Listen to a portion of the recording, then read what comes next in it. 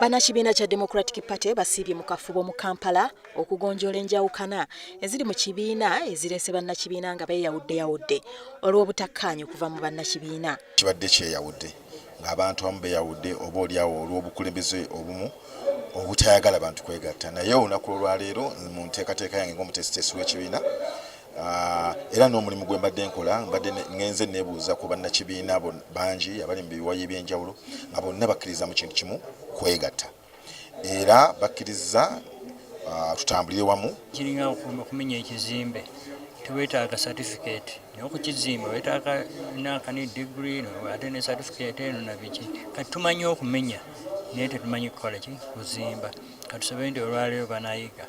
Bano bakkiriziganyizza nga bwe waliwo obutakkaanya mu bammemba baabwe ekireetedde n'abamu okwagala okwabulira ekibiina olw'emirerembe.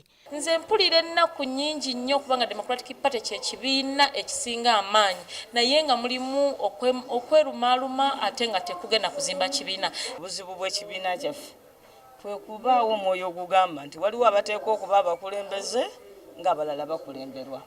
Ekibiina mulimu abantu abalala bangi abagezi abayagala ennyo ekibiina abasobola otukulembera, kubanga buli we tujja mu mbeera y'okutabagana naye ne tulaga nti ate twagala ebifo by'obukulembeze, abantu bajja kutulowooza nti tuli ku bwannakigwanyizi kweyagaliza. Buli omu alowooza w'amaanyi ne bateetoowazaako okuga nti olwaleero nange kambeereko omugoberezi, kambeereko atali ku namuziga. Buli omu akimanya ebizibu mu ebiri, enjawukana mu eziri, obutategeeragana, okulumangana, ate nga twolekera okulonda okuzza obujja ekibiina. Abeetabye mu lukuŋŋaana luno bakkiriziganyizza okwerabira ebyasoba era ne beeyama okutwala ekibiina kino mu maaso nga bayita mu kwegatta. Wali alina kyakungudde mu njawukana. Mu njawukana tukunguddemu kwongera kunafuwa. Tosobola kubeera nga onoonya buyinza ate ng'osaasaanya abandi kuyamya ofuna obuyinza. Nkiwagira nnyo kubanga ndaba nga buli lwe twerumaaluma ekibiina kigwa naye buli lwe tubeera awamu agawuli awamu egaluma ennyama. Beze mu DP ab'ettutumu ekiseera kituuse beekomeko beetoowaze bonna batandika okugenda nga bakkiriza nti omuntu yenna asobola obbafuga. Okwegatta si kuyimbako buyimbi kigambo, si kukyogerako nti twegatte kubanga ekyo tukyogedde emirundi mingi. Okwegatta muteekwa okuba nga mulina ebirowoozo ebifaanagana ate nga mugenderera kukola kirungi.